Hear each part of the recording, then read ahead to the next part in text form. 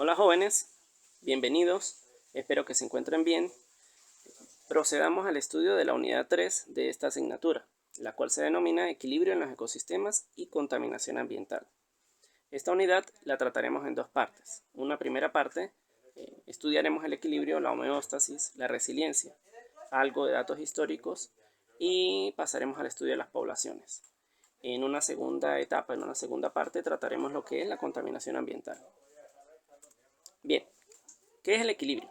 El equilibrio es el estado de armonía que presenta un objeto de estudio y resulta de la interacción de los elementos que lo componen, permitiendo su perpetuidad en el tiempo, cosa que es importante. Eso quiere decir que un estado de armonía me va a dar a mí que ese organismo, ese sistema, ese ecosistema en estudio se prolongue en el tiempo, que se mantenga, que sea sustentable en el tiempo, ¿sí? Allí tenemos un segundo concepto, que ya sí es a nivel de los ecosistemas. El estado de armonía que resulta de la interacción entre los factores bióticos y abióticos, porque ya hablamos de ecosistemas, ¿sí? La interacción de esos factores bióticos y abióticos en un ecosistema, pues es lo que me da ese estado de equilibrio, esa armonía. Tenemos una imagen, esa imagen expresa, se ve, se observa un conjunto de rocas que están en ese estado de equilibrio. Ellas no se caen, se mantienen allí, porque todas tienen su peso adecuado para que se mantenga de ese modo. Bien, para el caso de los ecosistemas tenemos dos ejemplos. Uno, el cuerpo humano, y otro, unas montañas. ¿Sí? Son dos ecosistemas, uno pequeño como es el cuerpo humano. El cuerpo humano, trabajándolo o tratándolo como un ecosistema, vemos que hay una interacción de factores bióticos y abióticos. Unos factores abióticos, como los nutrientes que entran al organismo, al cuerpo, pudiésemos hablar del sodio. Y unos factores bióticos sería todo ese conjunto de células que tienen vida, ¿sí? Y que todas ellas trabajan para poder transformar, para poder aprovechar esos nutrientes que entran en el organismo en mayor o menor medida y así poder sostener, ser sustentable la vida del organismo, en este caso el ser humano, prolongándose durante el tiempo. Entonces, una persona que está saludable tiene toda esa interacción funcionando de manera adecuada y poder vivir, ¿sí? En el caso de un sistema en equilibrio, una montaña, como es el lado derecho, la imagen del lado derecho, interactúan diferentes factores bióticos y abióticos también, como lo son la humedad, la altitud, los nutrientes que hayan allí también, y factores bióticos como las plantas, los animales, y todo eso pues hace que este sistema, este ecosistema esté equilibrado. Bien, hablamos también de la homeostasis. Para hablar nosotros de homeostasis, o al hablar de homeostasis, nos referimos a un conjunto de mecanismos también, un conjunto de fenómenos, que lo que hacen es regular o autorregular. Y ese conjunto de fenómenos de autorregulación son los que mantienen el equilibrio en ese sistema de estudio, para el caso nuestro, de ese ecosistema. Esa homeostasis, esos mecanismos de autorregulación, comúnmente es la interacción precisamente entre los factores bióticos y los factores abióticos, lo que me produce esa autorregulación, ese equilibrio. Vamos a regresar aquí a estos dos ejemplos. También hay algo que se me olvidaba en el caso de la homeostasis. Cuando nosotros hablamos de homeostasis tenemos que saber que para que haya ese estado de equilibrio, esa homeostasis, esos mecanismos, pues también hay factores externos a nuestro sistema de estudio.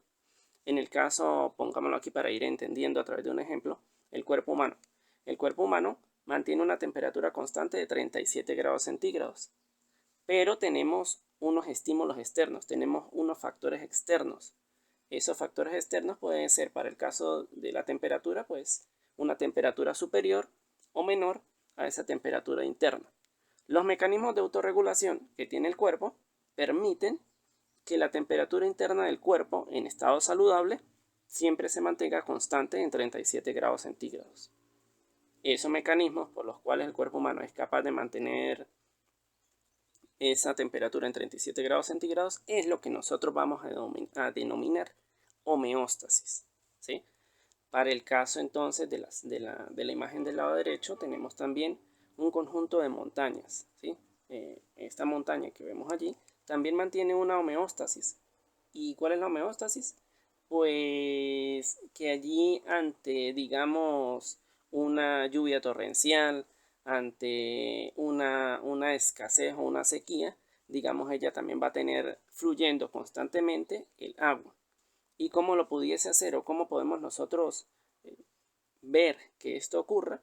Tal vez lo hace a través de esa interacción también de esos factores bióticos y abióticos. En este caso, si hay abundancia de vegetación, como lo vemos allí, ante una sequía, ese colchón vegetal va a permitir que aún habiendo una sequía un tanto prolongada, pueda mantenerse aún el curso del agua, ¿sí? Y tal vez ante una gran cantidad de lluvia, también se va a mantener un equilibrio porque de igual manera, esa vegetación va a permitir que no haya o que haya menor cantidad de deslizamientos, menor cantidad de desastres naturales. Entonces allí observamos en ambos casos dos ecosistemas, uno grande y uno pequeño, pero que los dos tienen sus mecanismos de autorregulación a los que denominamos homeostasis. Bien, ahora estudiaremos la resiliencia. ¿Qué es la resiliencia? Es la capacidad que tiene un sistema para retornar a su estado de equilibrio una vez ha sufrido una perturbación. ¿Qué es en este caso una perturbación? Bueno, vamos al caso del cuerpo humano como un ecosistema en equilibrio. Una perturbación sería en este estudio que nosotros estamos realizando. Imaginemos nuevamente el caso de la temperatura. El cuerpo está a 37 grados centígrados. Si se pierde el equilibrio, sería que ya esa temperatura no está en 37. Entonces, digamos que a la persona le dio una gripe y la gripe hizo que la temperatura aumentara, que le diera fiebre y subió la temperatura hasta 38 o 39 grados centígrados. Se le dieron los medicamentos, su sistema inmunológico empezó un proceso en el cual retiró el virus y logró controlar otra vez esa perturbación. Eso es la perturbación, ¿no? Aquello que produjo ese desequilibrio. Entonces logró controlar esa perturbación y retornó a su estado de equilibrio. Entonces decimos que allí hay resiliencia, ¿sí? Pero pudiese darse el caso en que esa resiliencia lleve a un estado de equilibrio diferente al estado de equilibrio inicial. Sigamos con el ejemplo del cuerpo humano. Esa persona también tuvo una enfermedad. Esa enfermedad X hizo que se le dañara uno de sus riñones y tuvieron que operar, extirpar ese riñón. Por lo tanto, la persona, a pesar de que le extirparon su riñón, siguió su vida normal como la llevaba, pero con ciertas condiciones porque ya no tiene ese riñón disponible, sino que está funcionando solamente con uno. Entonces tenemos un nuevo estado de equilibrio. Sin embargo, la persona continúa viviendo, es decir, que todavía puede perpetuarse en el tiempo, que es lo que hablábamos inicialmente de lo que se refería al equilibrio.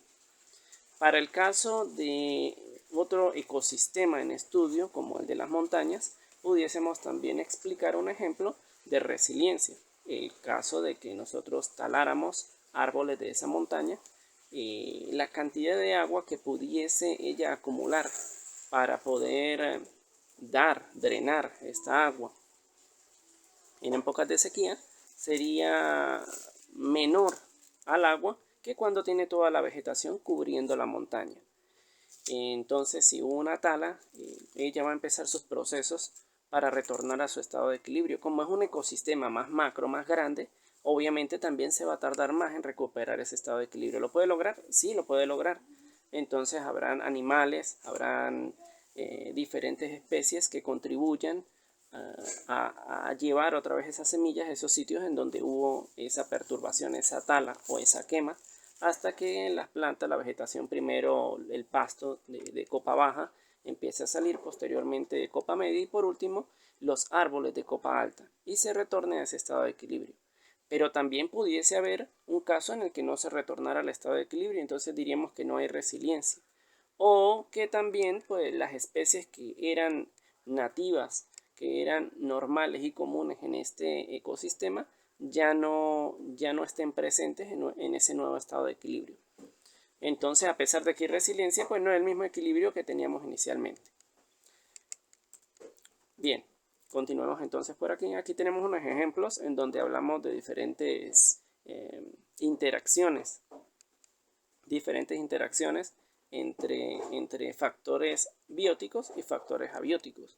Aquí nombramos, por lo menos en este escenario, en este ecosistema que presentamos, mencionamos la luz, es un factor abiótico, el oxígeno, el CO2, los peces son factores ya bióticos, aves, animales, plantas, todo lo que rodea el río, los organismos descomponedores, los nutrientes que hayan ahí, entre otros.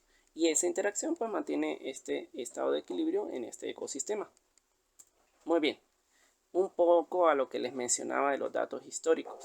Antes de entrar aquí, queremos decir que el estudio de estos datos históricos van muy relacionados ya a entrar a lo que es en el estudio de las poblaciones. Miremos una cuestión particular. Cuando nosotros hablamos de estados de equilibrio, cuando hablamos del estudio de los ecosistemas, comúnmente nos interesa bastante el comportamiento de las poblaciones, de las especies que habitan allí. ¿Por qué? Porque precisamente nosotros como seres humanos también somos parte o también somos un factor biótico dentro de esos ecosistemas. Entonces, pues siempre nos va a interesar es cómo se ve afectado el factor biótico dentro del ecosistema. Entonces, hacia allá vamos, ¿no? Vamos a estudiar entonces un poco lo que vendría a ser aquí la ley de Liebig o la ley del mínimo, como se le conoce también. El señor Liebig fue quien enunció, quien promulgó esta ley y decía de este modo: el crecimiento de una planta depende de los nutrientes disponibles solo en cantidades mínimas. El crecimiento no es controlado por el monto total de los recursos disponibles, sino por el recurso más escaso. De esto se deduce que hasta el elemento más insignificante para la vida en realidad es imprescindible para esta. Justus von Liebig, así se denominaba este naturalista, este señor estudioso de las plantas, de la naturaleza, ¿no? De la vegetación. Si no me equivoco, si mal no recuerdo, él era un ingeniero agrónomo. De todas formas, ustedes pueden repasar en sus datos, me lo pueden comentar en caso de que esté equivocado. Bien, para ejemplificar de lo que trata esta ley del mínimo, el señor Liebig o así pues se ha venido representando, ¿no? A través de un balde, el cual está conformado por diferentes tabloncillos. Uno de esos tabloncillos no llegan hasta arriba, lo que impide que cuando se trate de llenar, pues el balde llegue hasta el tope, se llene hasta el tope. En este caso tenemos elementos como lo son el azufre, el calcio, el magnesio, el nitrógeno, el fósforo, el potasio. Vemos que el tabloncillo que tiene el potasio y el fósforo son más bajos que el resto de los tabloncillos, y ese viene a representar como nuestro elemento que va a ser el mínimo, va a ser el que está repercutiendo o el que va a impedir que el desarrollo total de la planta para nuestro caso de estudio sea total, ¿sí? Él va a ser el que inhiba entonces ese desarrollo. Eso es lo que ocurre o eso es lo que representa esta ley del mínimo, ¿no? Siempre hay que estar pendiente o estar al tanto de cuál es el elemento que está en menor cantidad dentro de un ecosistema, dentro del objeto de estudio, que va a ser el que me inhiba o el que me impida que el desarrollo de esa especie, de ese elemento, de ese factor biótico, se dé en su totalidad, se dé completamente. Muy bien. Más adelante hubo otro señor, se dice que fue Bartolomeu en 1958, que reformuló esta ley del mínimo y le llamó la ley de los factores limitantes. Él ya decía que no era un elemento en menor cantidad el que me iba a inhibir el crecimiento de una especie, sino que ya iba a ser un rango, ya íbamos a hablar de un rango, así como hay elementos que si están en mínima cantidad, en mínimas proporciones, y me van a inhibir el desarrollo de una especie, de un factor biótico, pues de esa misma manera también si hay un exceso de ese elemento dentro de ese ecosistema, si hay un exceso de ese elemento disponible en abundancia para ese elemento que estamos estudiando, también pudiese afectarlo. Por eso ya con la ley de los factores limitantes hablábamos ya de un rango. Entonces pudiésemos hablar de una planta nuevamente, una planta que que tenga unas características tal que si tiene una escasez de agua, pues se puede ver afectada, ¿sí? De modo que una sequía pudiese afectarle a esa planta hasta tal punto que la lleve a la extinción. O pudiésemos hablar también de que un exceso, un pantano para esa planta también pudiese afectarle. Entonces, no vamos a hablar de que simplemente la escasez del agua va a ser la que limite su crecimiento, sino que si tiene un exceso de agua, también va a limitar su desarrollo. A esto se refería la ley de los factores limitantes del señor Bartolomeo. Posteriormente, o digamos entre estas dos fechas, hubo un señor, el señor Shelford. Él desarrolló también una ley a la cual se le denominó la ley de la tolerancia. Él afirma que la existencia y la prosperidad de un organismo o una especie en particular dependen del carácter completo de un conjunto de condiciones. Ya aquí vamos a observar que no simplemente nos vamos a referir a un rango de un solo elemento, o no va a entrar en estudio solamente un elemento que es el que inhibe el crecimiento de una especie, de un individuo o de una población en particular, sino que ya el señor Shelford habla de que hay un conjunto de condiciones y hay un conjunto de elementos que son los que van a limitar o van a permitir el crecimiento y desarrollo de las poblaciones. Bien, vamos a tratar cada uno de los ítems de los que habla esta ley de la tolerancia. 1. Los organismos pueden tener un rango de tolerancia muy amplio para un factor y otro muy estrecho para otros factores. Pudiésemos decir que una planta, si continuamos con el ejemplo de la planta, una planta puede ser que tenga un rango de tolerancia amplio para el agua. Puede estar en pantanos como puede estar en desiertos. Pero puede ser que esa planta no tolere de repente la salinidad. Entonces tiene un rango bastante bajo de tolerancia a la salinidad. Entonces no puede tener mucha sal porque pudiese dañarse, pudiese ver afectado su desarrollo, o pudiese tener una poca cantidad de sal y también no se desarrollaría. Entonces de eso estamos hablando, de que puede tener una tolerancia bastante amplia para un factor, pero muy bajo para el otro. Número 2. Los organismos con rangos amplios de tolerancia para todos los factores son los que tienen mayor oportunidad de distribuirse extensamente. Ya aquí el señor Shelford, como ustedes observan, él ya toma en cuenta que hay poblaciones, especies, individuos que pudiesen habitar en diferentes ecosistemas, ser parte de diferentes ecosistemas, de diferentes hábitats en este caso. Y lo dice o lo menciona a través de estos rangos de tolerancia, ¿sí? La especie, las poblaciones que tienen rangos amplios de tolerancia para diferentes factores son los que tienen mayor oportunidad de distribuirse. Bien. Número 3. Cuando las condiciones son óptimas para una especie respecto a un factor ecológico, los límites de tolerancia suelen reducirse en lo que respecta a otros factores. Cuando las condiciones no son óptimas para una especie respecto a un factor ecológico, los límites de tolerancia suelen reducirse en lo que respecta a otros factores ecológicos. Vamos a tomar otra vez como ejemplo la planta.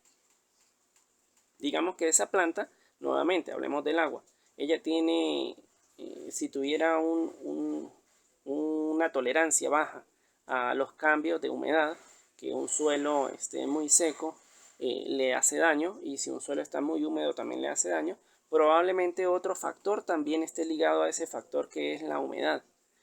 Llamémosle a eso pH por lo menos. Entonces, aparte de que es bajo su rango de tolerancia para la humedad en el suelo, también será bajo para el pH en el suelo, porque estaría ligado a lo que es la humedad, el pH. Entonces, de esto es que trata el ítem 3, ¿sí? Comúnmente, si le afecta a un factor en el rango de tolerancia, también le va a afectar otro factor, no será solo uno. Número 4. Con mucha frecuencia se descubre que en la naturaleza los organismos no viven en realidad en gamas óptimas, determinadas experimentalmente de un factor físico en particular. Esto se evidencia en la naturaleza, es algo común. No, digámoslo así, nada es perfecto. De esa manera tenemos la respuesta o tenemos la comparación con este ítem número 4, ¿sí? A pesar de que quisiéramos que todo fuera perfecto, no lo es. Y así se vive y de esa manera también funciona en la ecología, en lo que respecta a los ecosistemas y esa interacción de los factores bióticos y abióticos de los que hablamos actualmente. Ítem 5. La reproducción suele ser un periodo crítico en el que los factores abióticos o ambientales tienen grandes probabilidades de volverse limitantes. En esos casos, los límites de tolerancia del individuo y sus semillas, huevos, embriones, plántulas o larvas suelen ser más estrechos que en los de las plantas o animales adultos cuando no se están reproduciendo. En este caso quiero tomar un ejemplo práctico que todos lo debemos conocer. Digamos, en el estado de reproducción de los canes.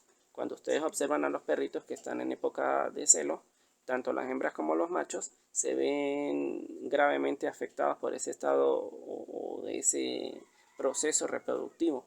Es un periodo crítico para ellos, ¿sí? Y son más vulnerables a perder la vida o a descompensarse su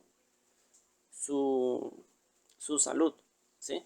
Entonces, en ese momento, lo que tratamos aquí, de lo que vemos, es que las probabilidades de que los factores, los límites de tolerancia para esos individuos cambien, es muy probable. Entonces, de esto es que trata el ítem 5. Bien, ya hemos estudiado un poco lo que respecta a la ley de la tolerancia. ¿Por qué nosotros hablamos o repasamos un poco estas tres leyes? La del mínimo, la de los factores limitantes y la de la ley de la tolerancia de Shelford. Porque ellas se relacionan mucho con la población y el desenvolvimiento de las poblaciones. Por aquí me faltó algo. Cuando hablamos de la ley de la tolerancia, comúnmente se introduce un término o unos términos que se conocen como eurioico y estenoico. Estos términos se refieren a los rangos de tolerancia para un individuo, para una población, para una especie en particular. Hay especies que son eurioicas y hay especies que son estenoicas. ¿Qué quiere decir? Cuando hablamos de eurioicos es porque tienen rangos de tolerancia bastante amplios para un elemento, para un factor en particular, mientras que las especies que son estenoicas pueden tener unos rangos de tolerancia más reducidos para esos factores. Entonces pudiésemos estar hablando que una especie es eurotérmica, por lo menos. Cuando hablamos de una especie eurotérmica diríamos que la especie tiene un amplio rango de tolerancia para la temperatura. Mientras que una especie estenoica denominaríamos una especie estenotérmica, es decir, que tiene un rango de tolerancia bajo para los cambios de temperatura. Muy bien, continuemos entonces. Decíamos que vamos entrando ya en lo que es la parte de las poblaciones. Sin embargo, queda aquí un poco el estudio de la influencia de ciertos factores ecológicos en el equilibrio. Para comprender un poco, mencionamos algunos. El pH, por lo menos. El pH, nosotros sabemos que el pH va en una escala de 0 a 14 y que un rango bastante habitual, bastante normal y muy tolerado por la mayoría de las especies, de la mayoría de las poblaciones, de los individuos, es un pH de 7, tanto en el suelo como en el agua. Cuando los pH son neutros, estamos hablando de 7, las especies, los individuos, las poblaciones se desarrollan normalmente y con facilidad. Es un pH neutro. Cuando los pH suelen bajar de 5 o aumentar por encima de 9, son pH que ya son o muy básicos o muy ácidos. Y en ese caso, pues ya empiezan a limitarme el desarrollo de algunas especies. Ya hay especies que no son tolerantes a esos pHs y las poblaciones se ven reducidas. Hablemos un poco del caso de la temperatura. La temperatura es otro factor, en este caso abiótico, que entra en juego a la hora de lo que es el equilibrio en los ecosistemas. Este factor también limita el crecimiento, el desarrollo de muchas especies o de las especies. Comúnmente hay especies que son tolerantes o son más dadas a ecosistemas, a temperaturas que son bastante acaloradas, ¿verdad? Por encima de los 25 o 30 grados centígrados, mientras que hay otras que están adaptadas a hábitats en donde la temperatura ronda los 0 grados centígrados y son más frías. Si una especie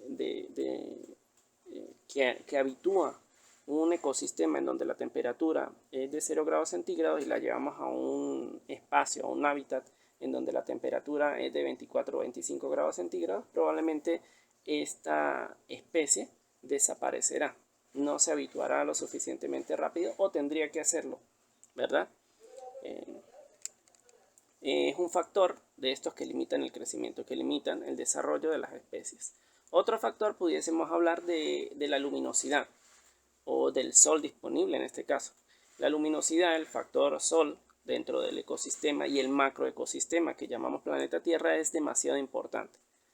La luz del sol es la que hace o realiza o es la causante de las diferentes corrientes tanto de viento como de agua, es la que me permite todos los ciclos hidrológicos del agua, es la que me permite otros ciclos también que se presentan en la naturaleza con otros elementos, en fin, es la que introduce ese calor en la Tierra y que permiten todo lo que son los fenómenos atmosféricos. Entonces, la luminosidad, el sol, es importantísimo. Si hay una escasa cantidad de luz en un ecosistema, pudiésemos decir que hay unos organismos que se pueden adaptar a escasa luz. Hablemos por lo menos de un murciélago. Los murciélagos son especies que son nocturnas. Ellas no están habituadas a la luz del sol. Salen y hacen sus funciones ecológicas, sus funciones vitales de noche, no de día. Y en cambio, en el caso del ser humano, pues nosotros estamos más habituados a realizar nuestras funciones, nuestra vida es de día, no de noche. Si tuviésemos una exagerada cantidad de luz, pudiésemos vernos afectados, así como si hay una reducción en esas horas de luz que tenemos nosotros en nuestro planeta. En el caso de las poblaciones también es un factor ecológico. Cuando las poblaciones aumentan, hay una mayor cantidad de exigencias sobre los recursos naturales y eso genera una competitividad dentro de las diferentes especies que pudiesen estar en un ecosistema. Si esa capacidad de carga de ese ecosistema en cuanto a los recursos disminuye, también las poblaciones se van a ver afectadas y tendrán que disminuir. Y probablemente la que tenga una mayor tolerancia a ese cambio de nutrientes, a ese cambio de recursos en el ecosistema, sea la que quede liderando o la que permanezca en el tiempo. También tenemos otro factor ecológico con importancia como es la materia orgánica. La materia orgánica, pues esto pudiese afectarme en el agua de diferente manera como en el suelo. Si nosotros desecháramos o introdujéramos materia orgánica en el agua, se comportaría como un contaminante. Si nosotros introducimos materia orgánica en el suelo, se comporta como un nutriente, como un abono. Entonces la materia orgánica juega un papel importante, según también en el sitio en donde puede comportarse, como ya lo vimos, como una perturbación o como un nutriente, un recurso que va a ayudar, que va a mejorar el estado del suelo. Otro factor importante en el equilibrio son los nutrientes disponibles. Y estos nutrientes pudiesen estar relacionados también con la materia orgánica que hablamos anteriormente. Nutrientes como el fósforo, el nitrógeno, el carbono, ¿sí? El agua es un factor importantísimo dentro de lo que es el equilibrio. El agua en su ciclo carga, lleva, traslada, transporta todos estos nutrientes en ese ciclo que nosotros conocemos como el ciclo hidrológico. El oxígeno es otro elemento de gran importancia dentro de dentro de este rango, dentro de esta gama de factores ecológicos que estamos estudiando. El nitrógeno y el carbono son dos componentes, son dos nutrientes, que esos nutrientes se necesitan mucho en el equilibrio de los ecosistemas. Lo que es el nitrógeno y el carbono son muy transportados, son muy transformados, dijéramos así, por las plantas y por los animales, por los seres, perdón, por los organismos que son autótrofos. Esos organismos autótrofos comúnmente transforman un nutriente que está en estado inorgánico en un nutriente que ahora pasa a ser orgánico.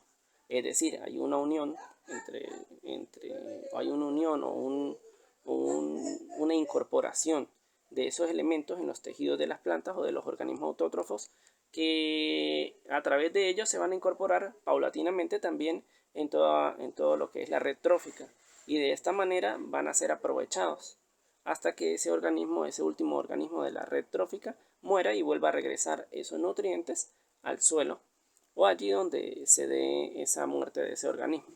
Y los organismos descomponedores volverán otra vez a llevar esos nutrientes de esos tejidos al suelo y lo volverán otra vez a convertir en un nutriente que ahora pasará a ser inorgánico nuevamente y continuará su ciclo. ¿Sí? Muy bien. La población.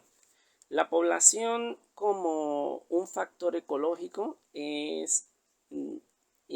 requiere un estudio particular, y es que el comportamiento de las poblaciones incide sí o sí sobre los ecosistemas, sobre los recursos que están disponibles en un hábitat determinado. ¿Cómo se comportan las poblaciones? Las poblaciones se pueden comportar en un crecimiento con forma de J o mediante un crecimiento logístico con forma de S. Digamos, de una manera que no es la práctica, no es la que vemos habitualmente en la naturaleza, nosotros pudiésemos estudiar las poblaciones con un crecimiento aritmético o geométrico. Aritmético cuando sería sencillamente un crecimiento lineal, y geométrico cuando ya es un crecimiento exponencial.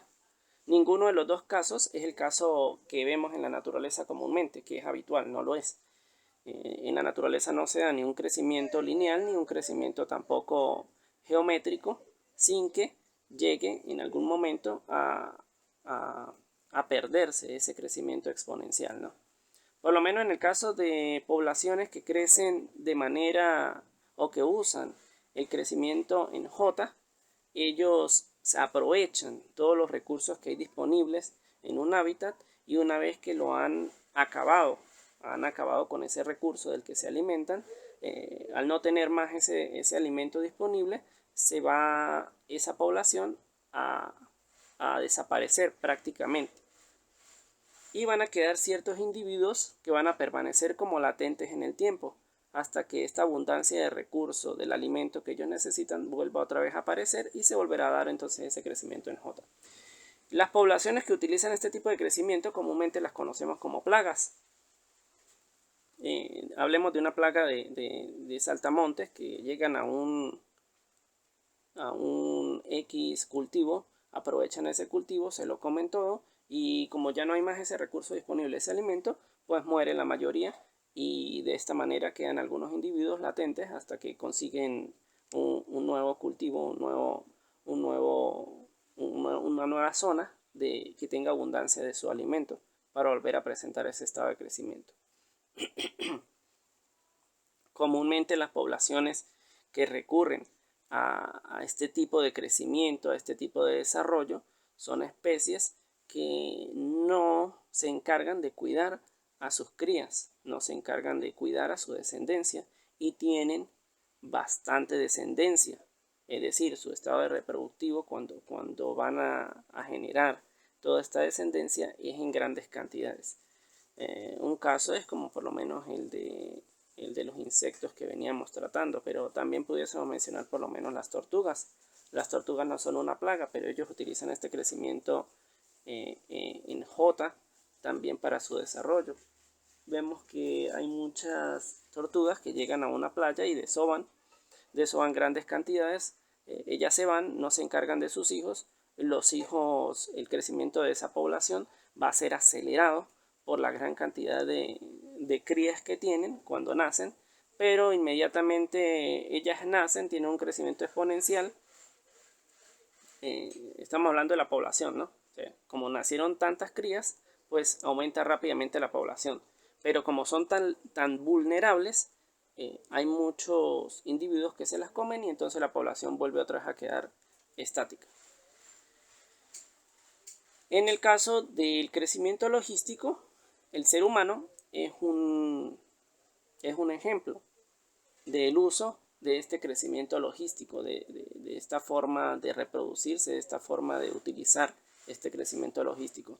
La población humana ha venido o se observa con esta clase de crecimiento porque también se observan que las especies que utilizan este crecimiento logístico comúnmente sí dedican tiempo a sus crías, a su descendencia, las cuidan, las llevan, las acompañan hasta un estado de desarrollo donde ellas mismas se puedan valerse por sí mismas.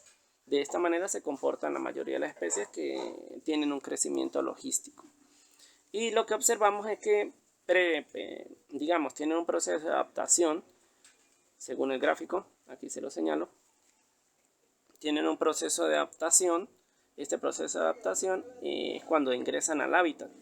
Tienen un proceso de adaptación prolongado. Una vez que ya se han adaptado, conocen todo su ambiente, su entorno, empiezan un crecimiento exponencial. Y por último, cuando se acercan a la capacidad de carga del hábitat, ya empiezan a decrecer o ya empieza a descender esa rapidez de reproducción, esa rapidez de natalidad.